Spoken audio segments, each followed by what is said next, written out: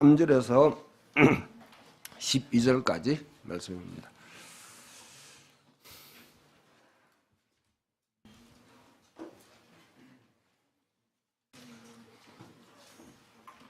교독합니다. 심령이 가난한 자는 복이 있나니 천국이 그들의 것이며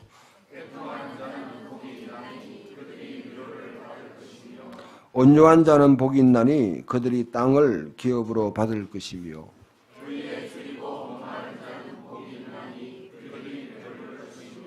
긍휼히 여기는 자는 복이 있나니 그들이 긍휼히 여김을 받을 것이며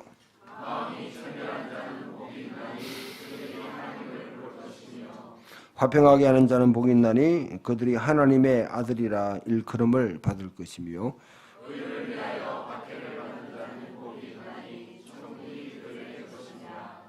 나로 말미암아 너희를 욕하고 박해하고 거짓으로 너희를 거슬러 모든 악한 말을 할 때에는 너희에게 복이 있나니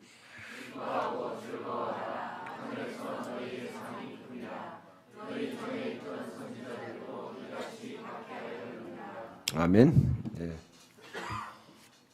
예. 우리 권건사님 캄보디아 잘 다녀오셨습니까? 예. 혜빈이는 이제 학기 마치고 돌아왔어요?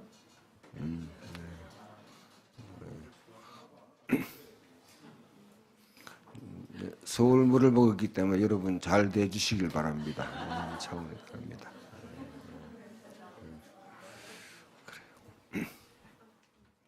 혹시 내가 지금 굉장히 궁금한 게 있고 근데요.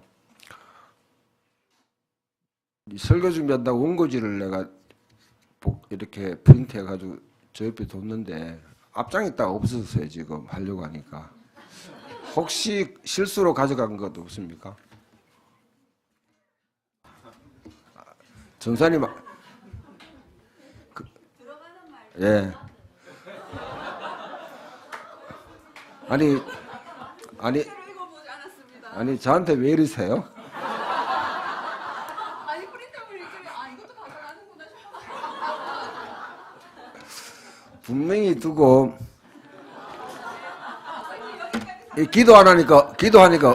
기도하고 나니까 없어졌더라고요. 그래서 이게 도대체 어떻게 해야 될지 고맙습니다. 딱 잡아떼고 있으면 할 수 없는데 아무튼 네 그래요. 얼마 전 여러분 뉴스에서 그 궁중족발 주인의 참 비극을 갖다가 여러분들이 아마 들었을 겁니다. 소위 말하면 젠트리피케이션의 그 비극이라 그렇게 할 수 있는데요. 낙후된 도심의 어떤 지역이 다른 어떤 것에 발전을 되면 이렇게 개발되고 발전되면 손님들이 막 몰려오면 장사가 잘 되게 되면 거기 이제 주인들이 월세를 올려요. 그럼 본래 거기서 열심히 일했던 사람들, 정말 그 맨땅에 헤딩하면서 막 열심히 일했던 사람들은 그 세를 감당 못 해가지고 다른 데로 쫓겨나는 것이죠. 이런 현상이 지금 한국에 아주 창업하고 열심히 일하려고 하고 하는 이런 사람의 의욕을 다 꺾어버리는 그런 상황입니다. 물론 여러분 거기에 뭐 이제 오랫동안 된 이야기더라고 보니까요. 그래서 뭐 월세 한 250, 300 되는 걸 갖다가 1200으로 올려달라고 그러고, 그 다음에 이게 뭡니까? 보증금? 권력은 보증금 1000만 원인가 3000만 원인데 바로 1억으로 올려달라고 하고 갑자기 그렇게 하니까 이제 거기서 이제 생기는 문제죠. 보는 시각에 따라 저는 그 폭력 자체는 정당화될 수 없다고 생각합니다.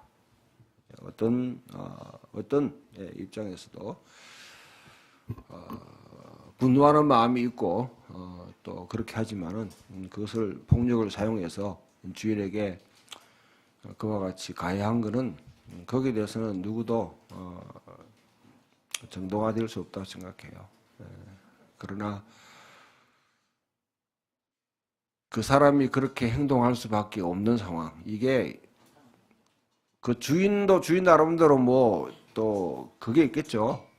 주인도 주인 나름대로의 할 말이 있겠지만은 이 사회 자체가 정말 이런 상황을 만드는 게 이게 하나의 이제 우리 사회가 가지고 있는 아픔입니다. 아픔입니다. 이게 전혀 가진 것도 없는 사람들이 머리 한 개로 아니면 열심히 손발을 가지고 뛰면서 뭘 하려고 하는 의욕 자체를 다 이제 꺾어버리는. 우리가 대표적으로 백선생, 백종원 씨가 이제 골목 상권, 죽었던 골목 상권 가가지고 자기 컨설팅 열심히 해서 살려놓으면, 그 다음에는 주인들이 이제 손님이 많이 장사가 잘 되니까 새 올려받아가지고 그 본래 창업했던 사람들은 쫓겨나고 다른 사람이 들어서는 이런 상황들. 이거는 좀 우리가 막아야 되지 않겠냐, 그렇게 생각합니다. 오늘 말씀에 여러분 뭐 팔복이라는 말을 여러분들이 이때까지 설교를 많이 들어왔을 거고 또 많이 이해했을 거고 공부도 했을 거고 그렇게 하지만은 아마 제가 지금 이거 해석하는 이 해석들은 조금 독특할 거예요. 저희 들어보지 못했을 상황입니다. 조금 소프트 코드가 아니고요. 가볍게 그냥 듣고 삼킬 게 아니고 여러분들이 소화를 잘 시켜야 될 내용들입니다. 소화를 잘 시켜야 될 내용이고 하나님 나라의 복음, 하나님 나라의 복음을 이해하는데 아주 핵심적인 중요한 내용이기 때문에 저는 팔복이라는 말을 뭐 저도 어릴 때부터 들어왔던 내용인데 그걸 좀 달리 표현하게 되면 여러분 하나님 나라에서 어떤 사람이 명예로운 사람인가, 반면에 하나님 나라에서 어떤 사람이 수치스러운 사람이겠는가. 명예와 수치가 가장 지고한 사회적 가치를 갖고 있는 그 사회에서 예수님이 오셔서 하나님 나라를 시작하셨고 사람들을 불러 모아서 그 가운데 이제 하나님 나라에 속한 사람들을 다 이렇게 이제 불러 모으기 시작하는 것이죠. 불러 모으기 시작했어요. 뭐 몇 가지 말씀드렸습니다만은 우리 물과 성령으로 거듭나지 않으면 하나님 나라에 들어갈 수 없느니라. 너희가 어린아이와 같이 되지 않으면 하나님 나라에 들어갈 수 없느니라. 부자가 하나님 나라에 들어가기가 낙타가 바늘길을 통과하기보다 힘들다. 등등 이런 메시지를 생각해 보면 예수님이 이 땅에 오셔서 하나님 나라 선포하실 때 자기가 선포한 그 하나님의 통치에 사람들이 이제 들어오도록 초청하는 초청의 메시지. 그 예수님이 지금 통치하시는 그 하나님 나라 가운데 가장 아너러블, 명예로운 사람이 어떤 사람이고 어떤 사람이 가장 수치스러운 사람이겠는가. 어떤 사람이 가장 가치 있는 사람이고 어떤 사람이 가장 가치 없는 쓰레기 같은 인간이 될 수 있는가 하는 것을 미리 선포하는 거죠. 선포하는데 우리가 심령이 가는 자는 복이 있나니 천국이 저희 것이며 하는 말은 제가 다시 표현하면요. 너희가 삶의 방식을 광야 이스라엘 백성들처럼 일용할 양식으로 살기로 결정한 자는 하나님의 통치를 받을 것이다. 실질적으로 하나님의 통치를 받으면서 살아간다는 그 사람이 하나님 나라에서는 가장 명예로운 사람이다. 두 번째, 애통하는 자는 복이 있나니 천국이 저희가 위로를 받을 것이며 하는 두 가지로 우리가 생각해 볼 수 있습니다. 그는 땅을 빼앗기고 빚과 세금을 쭉 때리게 되면 세금을 내기 위해서 빚을 내야 되고 그 때문에 또 토지를 팔아야 돼서 소작할 수밖에 없고 막노동으로 몰리게 되고 아니면 광야의 강도떼가 돼버리는 만드는 그 사회에서 이 구조적인 그런 악 때문에 사회악 때문에 그와 같이 이때까지 마음이 상하고 예, 정말 원통하죠. 원통해. 우리 한이 맺힌다는 건데요. 한이 맺힌다는데 그 한 맺힌 삶을 살았던 사람들 이제 예수님이 가져오는 이 통치를 통해서 예수님이 내가 통치하는 이 세계에서 너희가 진짜 위로받을 것이다. 위로받을 것이다. 거죠. 또 한편으로 자기가 예수님의 복음을 듣고 내가 이제 잘못 살았구나. 내가 몰랐는데 이게 죄구나. 그냥 여러분 도덕적인 사소한 그런 죄. 그게 아니라 내가 다른 사람은 노예로 삼고 다른 사람을 갖다가 그와 같이 소작 주면서 억압하고 그와 같이 갑질했던 것들 이게 죄악이구나 하고 회개하고 삭개오처럼 보소서 주여 하고 내 재산의 절반을 나눠서 가난한 자에게 나눠주고 응? 그와 같이 또 내가 혹시라도 불의하게 남의 것을 이렇게 착취했으면 네 배나 갚아주겠다고 선언하면서 누가가 말하는 회개의 가장 근본적인 모델입니다. 모델. 왜냐하면 여러분들이 이게 마지막 예루살렘에 올라가기 직전에 하셨던 예리고에 하셨던 메시지이기 때문에요. 이게 바로 회개의 모델이다. 그렇게 그것을 따라서 애통하면서 그 다음에 자기 자신을 하나님의 통치에 맡길 수 있는 사람. 그 사람은 마치 다윗이 말했지 주께서 구하시는 제사는 상한 심령이라. 주께서 구하시는 제사는 상한 심령이라. 예. 다윗이 죄를 범했을 때에 나단이 가서 호통을 칩니다. 너 결혼관계가 왜 그래 복잡하냐. 그렇게 하지 않았어요. 결혼관계가 복잡하잖아. 너 하나님을 원하면 너한테 왕비가 있지만은 사실은 다른 여러 가지 첩들이 있는데 너 원하는 대로 뭐 그 왕비를 많이 가져도 하나님이 그것 가지고 내한테 시비 걸은 적이 있냐. 다윗이 좀 그런 문제에서는 굉장히 여인들을 많이 두었어요. 이게 결국 후세에 뭐냐면 이제 왕자의 난을 일으키는 근본이 거기에 대해서 하나님께서 잘했다 잘못했다 선지자 보내가지고 그렇게 꾸짖지 않았어요. 그런데 어떻게 우리아라는 네 충복에 여인을 그와 같이 거두어서 사람을 내모 죽게 만들고 이거는 마치 큰 부자가 자기 집에 있는 여러 가지 손님이 왔는데 가난한 농부의 염소를 빼앗아가지고 빼앗아서 뭐냐면 손님들 이제 똑같아. 이건 전형적인 갑질이에요. 이거는. 전형적인. 권력형 범죄죠, 이게. 거기에 대해서는 하나님 분노하시는 거예요. 분노하시는 거죠. 거기에 대해서 다윗이 해결을 하는 거죠. 주께서 구하시는 제사는 상한 심령이라. 상하고 통회하는 마음을 주께서 멸시치 아니하시리다. 예. 하나님께서 우리에게 요구하는 게요. 여러분, 1차적으로 때까지 해결하는 것 갖다가 늘 그런 도덕적인 근거 속에서 물론 그것도 우리가 바로 써야 되죠. 하나하나 점검하면서 그걸 무시한 건 아닙니다. 그러나 그 차원을 뛰어넘어야 됩니다. 모든 이 사회에서 통용되는 우리 관습법이라 하는 게 있어요. 관습으로 통용되는 그런 일을 할 때 성경에 봐서 이거는 죄악이면 죄악입니다. 죄악이에요. 오늘 한국에 있는 교인들이 뭐 한때는 20%, 25%까지 넘어갔다고 했잖아요. 지금 뭐 얼만큼 될지 솔직히 정직하게 말하면 얼마 될지 모르겠지만은 이 그리스도인들이 강남에 있는 교회나 시골에 있는 교회나 다 마음을 갖다가 하나님의 성경에 기초를 두고 우리가 이와 같이 토지는 하나님의 것이라고 했는데 이게 대해서 우리가 잘못을 범했다. 진짜 회개하기 시작하면 이 한국에 사회 윤리 자체가 변하겠죠. 변하겠죠. 죄송합니다.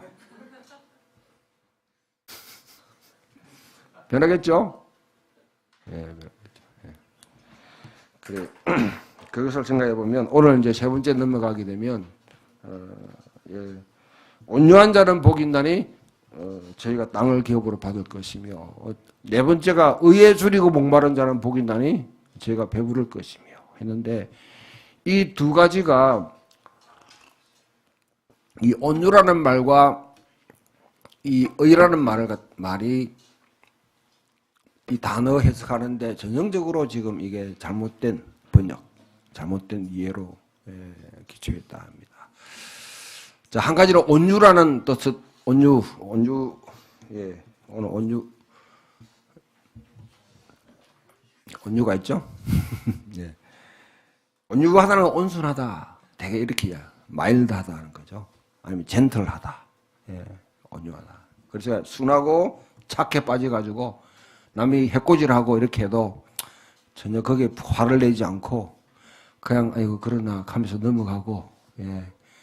그 예수님이 그런 자는 복이 있나니 제가 땅을 기업으로 받을 것이며. 제 친구 목사 가운데 아주 순한 사람이, 제가 보면 공식적으로 화를 내는 거 거의 못 봤어요. 동부교회부터 쭉 같이 대학부 생활하고 신대원 가서도 3년 동안 같이 생활하고 교회 지내면서 거의 뭐 한 20년 30년간 같이 지내왔는데 밖에 대놓고 막 화를 내고 하는 걸 그야말로 제가 못 봤어요. 근데 이번에 자기 형제들하고 저 욕지도에 땅을 구입해가지고 이제 땅 투자를 했는 거죠. 집을 갖다가 샀다 하더라고. 우리가 보면서 야 진짜 성경 말씀 맞다. 온유한 자는 복이 있나니 저희가 땅을 기업으로 받을 것입니다. 우리 이제 동기들이나 또 우리의 동북의 출신들 목회자들이 성경 말씀은 진짜 맞다. 저도 그렇게 맞장구 치면서 맞다고 생각했어요. 그런데 이 성경을 본격적으로 하다 보니까 그게 아니더라고요. 여러분, 내가 있는데 남이 여러분 해코지라도 나는 전혀 화를 내지 않고 그냥 받아주면서 남한테 여러분 도시락 열었는데 이렇게 달걀 어머니가 딱 부딪힌 게 있는데 누가 기도하는 사이에 가져가 버려도 먹었나 이렇게 하고, 예, 반찬 다 뭐 계란 후라이 해가지고 아니면 가져가 다 집어 먹고 해도 뭐냐면 아이고 잘 먹었다 이렇게 이 병신이지 이게 뭐 여러분 복 있는 사람입니까 이게. 이 성경이 여러분 이걸 갖다가 이런 바보 되고 그와 같이 되라고 우리에게 여러분 가르치는 이런 식으로 하니까 전형적으로 이거는 뭐냐면요, 강자들이 가진 자들이 현재 체제를 유지하면서 이와 같이 식민지 논리를 갖다가 심는 전형적인 여러분 그런 메시지예요. 성경은 그것을 이야기하지 않습니다. 성경은 비폭력적이지만은 저항을 하자. 비폭력적 저항을 하게 만들지. 폭력을 사용하지 않고 내가 피해를 보고 내가 손해를 본다 할지, 심지어 십자가에 예수님이 달려 죽는다 할지라도 그 잘못된 가치에 대해서 저항하는 거죠. 그거는 잘못됐습니다. 죽더라도 그건 잘못됐다고 말할 수 있는 그런 사람을 이야기하는 거지. 성경은 그런 윤리를 이야기하지 않아요. 그런데 이 여러분 온유하다는 이 단어를 두 가지 딱 번역할 수 있습니다. 한 개는 그야말로 마일드, 온순하다 할 수 있고요. 그 다음에 가난하다. 가난하다. 이거는 두 가지가 딱 사전적으로 그 딱 해석될 수 있는데, 왜냐면요, 가난하다. 이 헬라어를 번역하는 걸 찾아보면 그렇게 돼요. 왜냐, 아나임, 여기 신약한 사람들, 아나윈이라는 이 단어가 가난하다. 구약에서는 다 가난하다. 1세기 당시에 다 가난하다고 다 해석되어 왔고, 그렇게 해왔던 그런 말씀입니다. 내가 이걸, 여러분, 남성들은, 형제들은 마태복음 21장 5절을 찾으세요.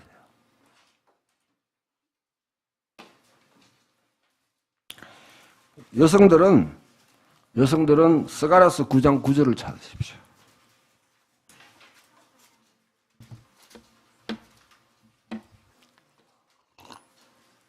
스가랴 9장 9절을 찾으세요.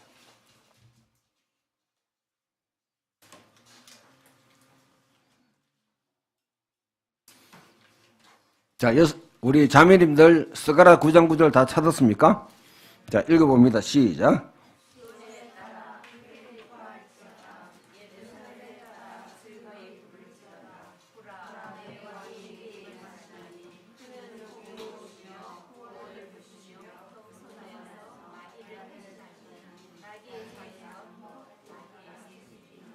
예, 여기 겸손이라는 말 단어가 안이란 거예요. 안이. 안이란 단어 이게 가난하다. 억압받다. 이때까지 뭐냐면 짓눌리고 살아간다. 박탈당했다. 그런 사람들 표현할 때 사용하는 단어예요. 자, 이걸 갖다가 마태는 어떻게 사용하는지 마태복음 21장 5절 시작.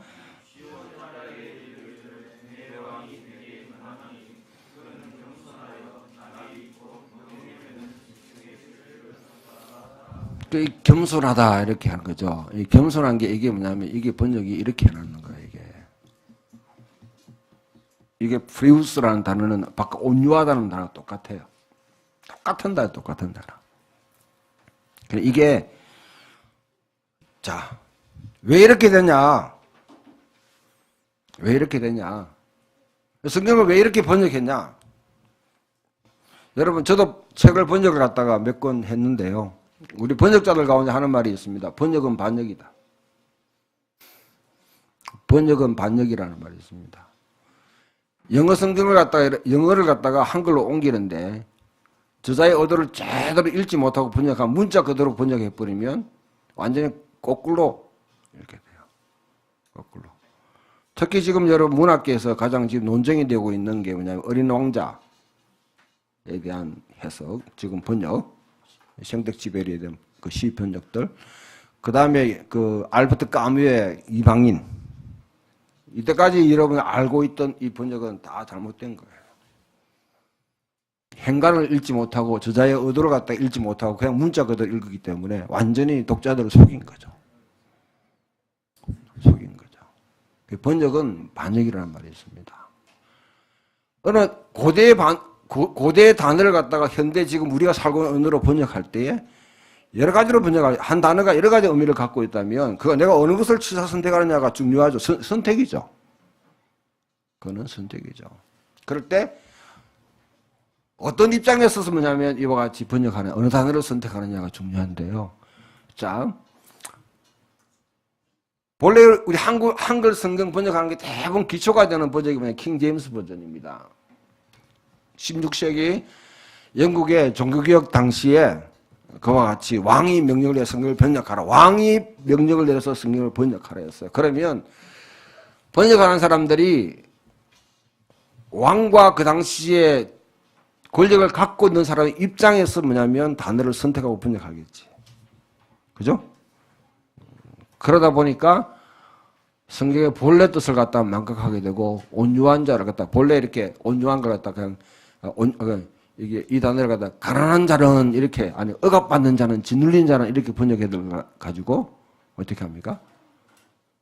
온유한 자는 이렇게 말 잘 듣는 자는 이렇게 순순히 고이고이 순종하고 아멘하는 자는 정할 줄 모르고 그냥 아무데나 인도하는 따라가는 자는 석영이 인도할 때 쭉쭉 그냥 앞에 리듬면 따라가는 자는 그런 식으로 이해하게 만들어버리는 거죠. 의라는 것도 의에 줄이고 목말라야 할 때 의는 여러분 우리 이 의 전형적인 뭐냐면 이 한국의 이 동양권의 이 윤리적인 덕목으로서 그렇게 봐요. 제가 단도직입적으로 말씀드리면요. 하나님, 예수님께서는 가난한 자에게 예수님의 일생을 쭉 보면 예수님의 이런 복음서를 읽어보면 가난한 자에 대한 관심을 갖고 있습니다. 그건 동의하시죠? 동의하시죠? 어쩌면 예수님 메시지만 아주 순수하게 읽어보면 부자에 대해서 조금은 과도하게 좀 비판적이다 할 정도의 그런 메시지들이 상당히 많아요. 특히 여러분, 그러나 그것을 뛰어넘어가지고 가면요. 성전에 가가지고 예수님이 성전 기물들을 다 이렇게 막 난동을 좀 부리시잖아요. 난동을 부리실 때 그 장면은요, 당시 정치, 경제, 사회 체제를 잡고 있는 자들에 대해서 아주 예수님께서 분노하시는 거예요. 분노하시는 거예요. 그러면 이 단어를 갖다가 온유한 자라고 해서는 안 되죠. 여기 가난한 자는 세금과 빚으로 인해서 과도하게 땅을 빼앗기고 수탈당하면서 억울한 일을 많이 당한 사람들. 그러나 열심당원들처럼 당시에 열심히 칼을 들고 가면 찔러 이런 폭력적인 방법으로 그 문제를 해결하려고 하지 않고 전적으로 하나님의 언약에 하나님을 신뢰하면서 하나님이 이 문제에 개입해서 해결해 주기를 기도하고 바라는 사람들, 애통하는 사람들. 그 사람들이죠, 그 사람들. 언약의 하나님, 내가 할 수 있는 것은 내가 용기를 내서 하되 내가 할 수 없는 문제에 대해서는 하나님의 손에 맡기면서 하나님이 개입하시기를 갈망하고 갈구하는 사람들. 산상수훈을 쓸 때 항상 여러분 이 배경을 이해해야 됩니다. 왜? 1세기 당시에 여러분 자주 반복합니다. 잘 기억하세요. 1세기 당시 유대의 문제는 로마나 헤롯이나 당대 집권층을 가지고 있는 과도한 세금이 세금. 거의 여러분 자기 수익의 30-40%를 갖다가 뭐냐면 세금으로 가져갑니다. 주로 부자들은 다 면제돼요. 권력 가진 사람은 다 면제시켜요. 우리나라는 그래도 뭐냐면 내가 물어봤어요. 의사들한테 당신들 세금 얼마나 내냐니까 상당히 많이 내더라고요. 여러분, 뭐 의사들 너무 막 돈 많이 버린다고 뭐라 할 게 아니고 40% 이상 내더라고요. 우리나라 그죠? 예. 그런데 문제는 우리나라의 근본적인 문제는요. 일하는 사람은 일 열심히 의사들도 일 열심히 하잖아요. 일 열심히 하는 사람은 세금 많이 거두고요. 불로소득 거두는 사람에 대해서 불로소득에 대해서는 세금이 너무 박해요. 이게 문제예요. 이게. 아무튼 다시 말 너희 땅을 빼앗기고 지주로부터 아니면 권력적 세금과 빚 때문에 땅을 빼앗기고 거기서 압제받아가지고 너희 일했던 노동의 열매를 제대로 먹지 못하고 수탈당했던 복이 나니 내가 너에게 통치하면 너에게 땅을 돌려주겠다. 그렇죠. 네 먹고 살 수 있는 기업을 내게 주겠다. 기업.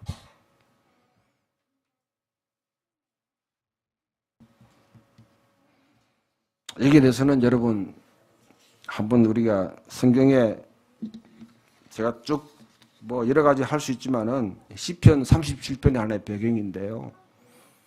시편 37편 옆에 딱 적어놓고 한번 집에 가서 읽어보세요. 시편 37편. 1세기 당시 유대인들이 굉장히 중요하게 생각했던 성경입니다. 그러나 그렇게 하지 않더라도 한 가지 한번 봅시다, 여러분. 나봇의 포도원을 한번 봐요. 나봇의 포도원. 왕이 포도밭이 있는데 뭐냐면 포도밭이 탐내게 와가지고 그거 내 하자 그렇게 하니까 어떻게 합니까? 나봇이 왕이 이야기하면 순종해야 되지. 나봇이 죽은 거는 순종하지 않았기 때문에 그래요. 권력자 앞에. 그런데 어떻게 합니까? 나봇이 줄 수 없는 이유를 갖다. 이거는 내 조상부터 내려오는 것이기 때문에 토지는 하나님의 것입니다. 응? 내 조상의 지계표를 옮기지 말라고 했기 때문에 이거는 성경이 그렇게 말하기 때문에 이거는 줄 수가 없습니다. 아무리 좋은 것을 바꿔줘도 아무리 비싼 값에 쳐줘도 이거는 내어줄 수 없습니다. 성경적인 경제법이에요. 그런데 이세벨이 그것을 갖고 어떻게 합니까? 완전히 뒤엎어버리죠. 이세벨은 페리키아 여인입니다. 페리키아 시돈의 딸 엣발이라는 사람의 딸이에요. 이 완전 여러분 지금 부산항하고 인천항에 들어있던 뭡니까? 붉은 개미와 똑같은 존재. 이스라엘 전체를 갖다가 완전 초토화시켜 버립니다. 돈 가지고 땅 가지고 내면 장대기만 그런 세상 만들어 버리는 거죠. 거기서 여러분 나봇이라는 사람은 온유한 자예요. 온유한 자. 땅을 빼앗기고 수탉 얻어.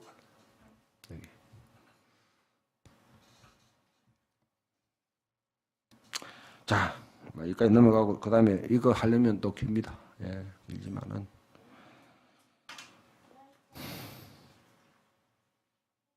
저는 하나님께서 우리를 태어나게 하셨으면 이 땅에서 기본적으로 살아갈 수 있는 생계를 걱정하지 않고 생계는 자기가 책임지고 내 손이 쓰고 한 대로 먹을지라 내 손이 쓰고 한 대로 먹을지라고 하나님께 분명히 생계거리를 마련할 수 있도록 자원을 다 배분했다고 생각합니다.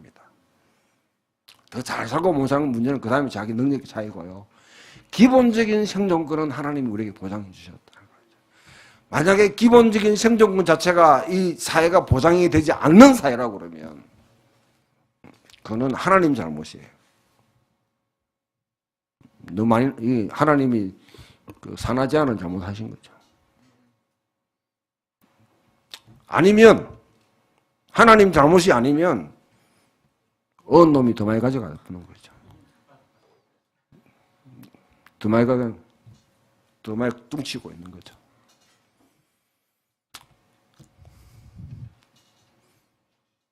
지난 여러분 미국 대선에서 나왔던 화두가 버니 샌더스 미국의 민주당 후보가 강력하게 외쳤던 게 있죠. 1%의 사람들이 나머지 99%의 부를 갖다가 다 독차지하고 있는 세상이에요. 미국이.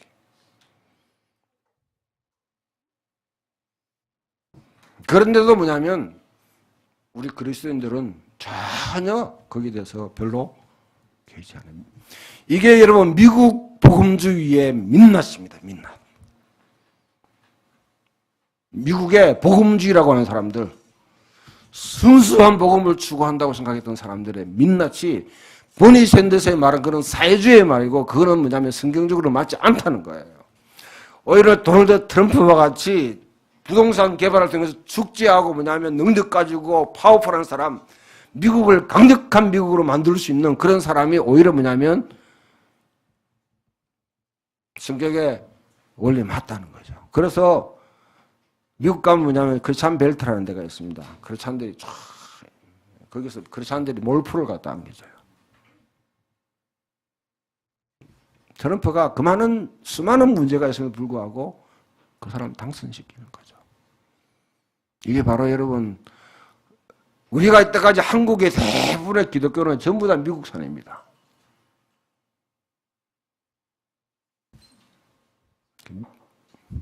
그게 얼만큼 참 그 현실을 그대로 보여.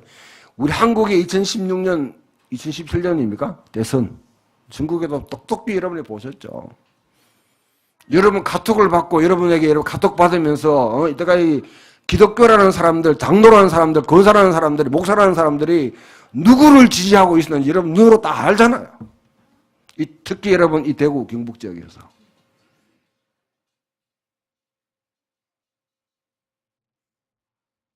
그 사람들이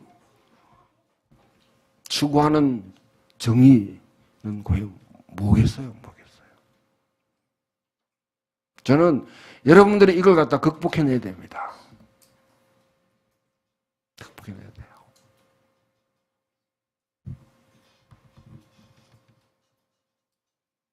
땅을 기업으로 받을 것이다. 이거는 이사야 말씀에 나온 그 내용을 그대로 인용하고 있는 거기 때문에 그 다음에 아까 말했던 시편 37편에 그대로 나오는 내용입니다. 자, 두 번째, 의에 줄이고 목마른 자는 복이 있다. 여러분이 무엇에 목말라 있느냐, 무엇에 여러분이 갈망하고 배고파 있느냐에 따라 가지고 여러분의 분명한 가치가 거기에 있습니다. 돈에 목말라 있으면 여러분 돈이 여러분의 가치의 최고의 가치예요. 권력에 목말라 있으면 권력이 여러분 최고의 가치입니다. 여러분 삶을 주장하는 겁니다. 아니면 여러분 내 안정이나 웰빙이나 건강이나 이런 문제에 여러분 그것이 가장 내가 갈망하고 정말 있다고 그러면 그는 여러분들 스스로가 거기에 가장 큰 가치를 두고 있는 거죠. 그리고 어에 줄이고 목이 마르니 성령의 기름 부소서. 이 찬양을 하는데요, 저는 이 찬양보다 더 여러분 다가오는 게 타는 목마름으로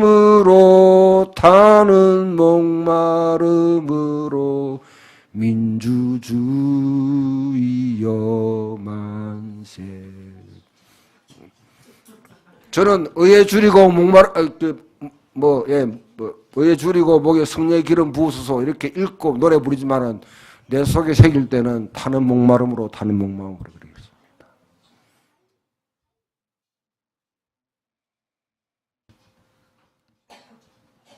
한 사람의 인격과 품위는 그 사람이 무엇에 목말라는지 여러분 달려 있다고 그러면, 우리 성경에 가보면 목마른 사슴이 시냇물을 찾기에 갈급한 같이 내 영혼이 주를 찾기에 갈급합니다. 되게 영적으로 해석해버려요. 목마른 사슴 시냇물을 찾아 헤매이듯이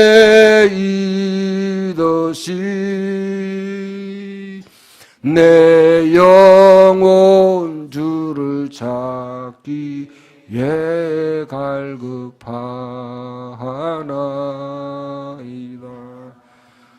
제가 목회하면서 여러분 목사 초보생 때부터 지금까지 이 찬양을 참 좋아하고, 때로는 조금 분위기 깔아앉으면 이 찬양 꺼내가지고 분위기 살리고 그렇게 많이 했어요.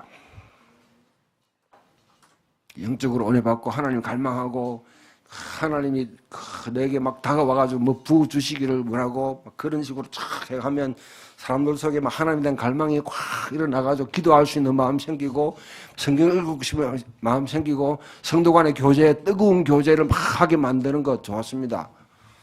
그러면 뭐 그 다음에는 아무것도 없어.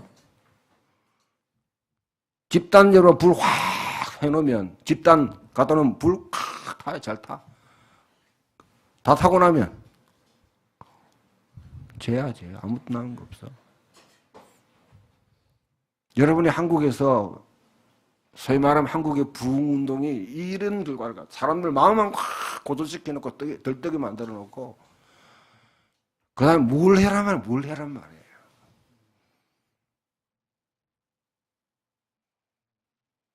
그 속에는 여러분 뭐냐면 하나님의 의에 대한, 먼저 그의 나라와 그의 의를 구하라. 하나님의 정의에 대한 목마름, 하나님의 정의가 이 땅에 이루어지기를 원합니다. 우리가 여러분 주기도문 기도할 때 어떻게 합니까? 이름이 거룩히 여김 받으시오며 나라의 임하옵시며 뜻이 이루어지리다. 하늘에서와 같이 땅에서. 이 기도의 근본적인 거는요, 여러분 이름이 거룩히 여김 받으시오며, 그 거룩이라는 근본적인 의미는 어디서 나오냐면 성경에 봐요. 여러분 거룩하다는 말, 거룩하다는 거 따로 구별한다는 말이 어디서부터 맨 처음에 나오는지, 하나님과 우리 사이는 근본적인 여러분 이 차이이기 때문에 거기는 말할 필요가 없어요. 그 문제가 뭐냐면 창조하고 난 뒤에 여러분 안식일을 거룩히 여겼다. 안식일을 거룩히 여기는 게 가장 기본적인 여러분 이 거룩한 삶의 가장 기초인데, 이거는 안 하고 그냥 죄를 갖다가 안 짓고, 물 좋아요 여러분. 그 다음에 정결하게 하고 뭔가 여러분 다른 세속에 우리가 섞이지 않고 고고하게 믿음의 생활을 갖다 지켜나가는 것이 거룩한 것처럼 이렇게 여러분 가르쳐 왔으니까 이 교회에서는 거룩한데 밖에 나가면 다 주구장창 다 깨지는 거잖아. 다 깨지는 거야. 은혜 시큰 받고 나가가 주차장에서 다 깨버리잖아. 왜 길 막았노? 왜 전화했는데 안 나오노? 이래가지고. 교회, 대형교회 주차장에서 그냥 막. 나오지 보니까 장로하고 집사하고 싸우는 거야. 장로하고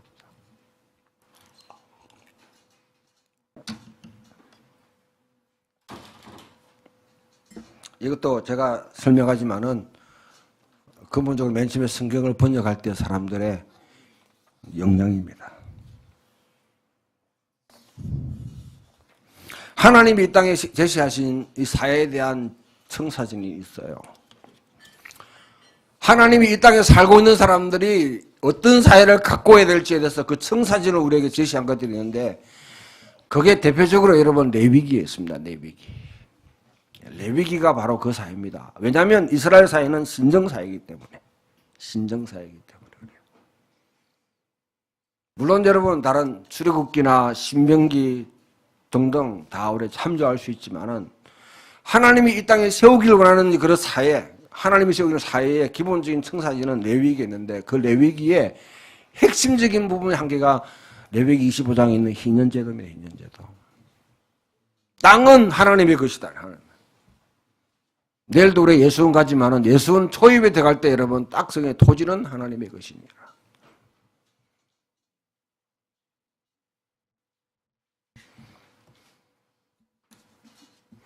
여러분 적폐청산보다 현재 정부가 더 해야 될 게, 적폐청산보다 더 우선적으로 우선순위를 두고 해야 되는 것은 바로 이 여러분 경제정의입니다. 적폐청산도 필요하지만은 여러분 도둑놈 잡고 여러분 나쁜 놈 암만 잡아봐야 구조가 잘못되시면 계속 양산하는 체제 만듭니다. 사회 구조가 건강해야 돼요. 성경적인 구조로, 사회 구조로. 그러기 위해서는 제가 목회자로서 분명히 말씀드립니다만, 여러분 기도하세요. 토지 공개념이 헌법에 명시될 수 있도록, 명시될 수 있도록. 그렇게 해야 이 나라가 건강해지고 통일 이후에도 우리가 건강하게 남북적인 교류를 할 수 있습니다. 이거는 그냥 제 혼자의 그냥 여러분 뭐 독단적인 그런 아집이나 독선이 아니고요. 이거는 뭐 제가 굳이 말하면 되신 분님께서 50년 전부터 외쳐왔던 목소리입니다. 목소리. 내가 얘기 딱 하면 뭐 지가 뭔데 이러는데, 되신 분이 얘기 딱 하면 그래도 조금 말빨 알아주잖아 보면. 응? 말빨 알아주잖아.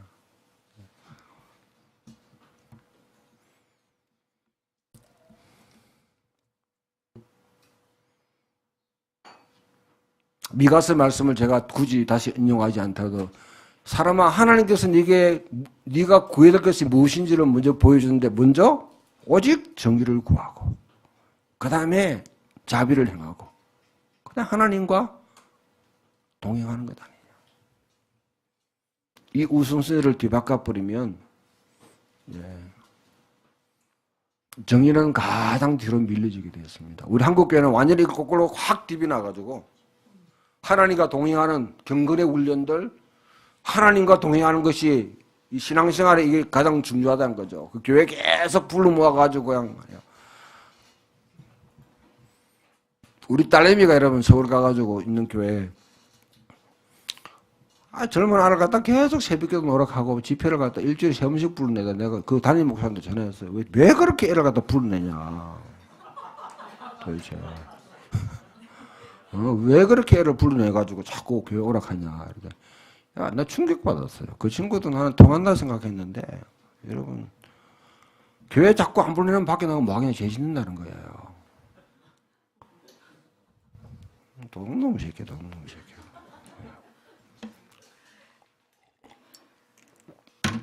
밖에 나가 박살나고 깨지고 하더라도 여러분 거기서 하나님의 의가 이루어지고 뭔가 여러분 믿음대로 살려고 훈련을 시켜가지고 내보내야 되지. 집안에 계속 집도끼로 만든다고 집도끼 만들면 막겠는데 잡아먹으려고 하는 거지. 밖에 나가 야생에 여러분 와가지고 거기서 맞부닥치도록 만들어줘야 되죠. 왜 교회에 자꾸 불러모아요? 나는 이해가 안 돼. 그 패턴을 아직도 따르고 있는다. 아모스 5장에 우리가 잘 아는 정의가 강물처럼 공의가 하수처럼 흐르는 세상. 이라면 자판가?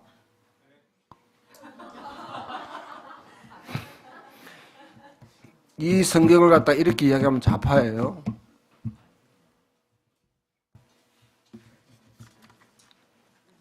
나는 완전히 여러분 해석분자입니다. 대구에서면 잡하고요. 진짜 잡하다는 데 가면 완전히 짝퉁입니다. 짝퉁이에요. 이게 여러분 오늘날 여러분 이 사회에 대해서 건전하게 생각하는 사람들이 가지고 있는 우울감.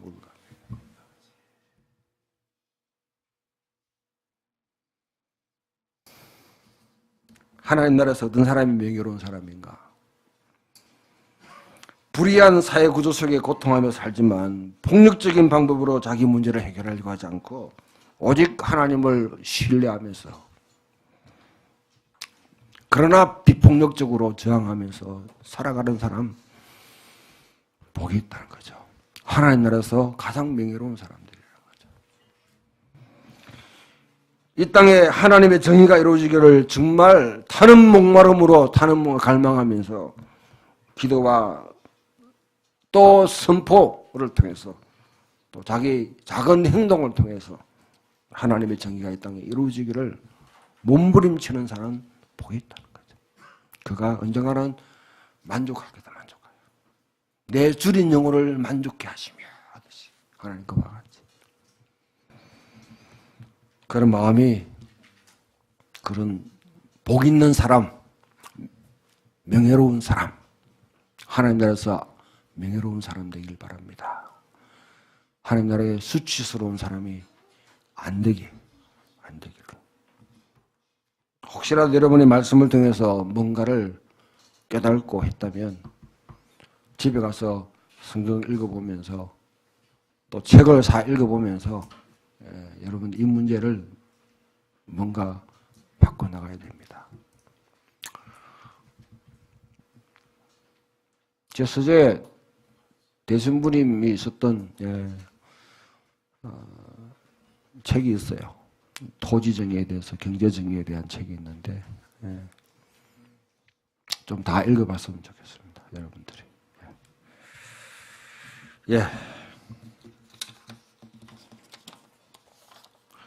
그다음 이제 설교를 마칠 거요.